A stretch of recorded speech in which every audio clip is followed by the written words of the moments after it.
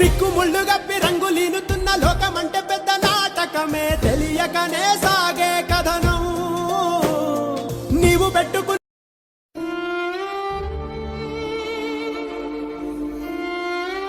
నేను అనుకుంటూనే అన్నా ఈమె ఎప్పుడో వచ్చి రేపు మా ఇల్లు మీద పడుతుంది అని చెప్పి అనుకున్నట్టే అయింది.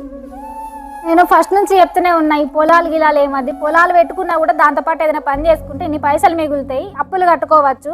ఇప్పుడు ఏమిటికి వచ్చింది చెప్పు, అందరు ఇల్లు మీద పడి ఎట్లా మాట్లాడతారు, వింటానావు కదా.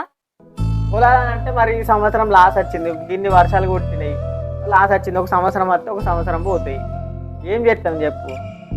ఇవాళ రేపు పొలాలు చేసుకుంటే ఏమవుతుంది అబ్బా, పెట్టిన పెట్టుబడి కూడా వస్తలేదు. పొలాలు నమ్ముకుంటే మన బతుకులు గింతే ఉంటాయి, ఏదైనా పని చేసుకో అని చెప్తాంటే నువ్వే నా మాట వింటలేవు. నేనేమైనా పని చేయని అంటానా, ఏడ దొరుకుతలేదు, నేను ఏం చేయాలి? నేను మొన్న ఏదో పని అన్నావు, ఏమైంది దాని గురించి? ఆడు పని కోసం 1,00,000 రూపాయలు అడుగుతాండు.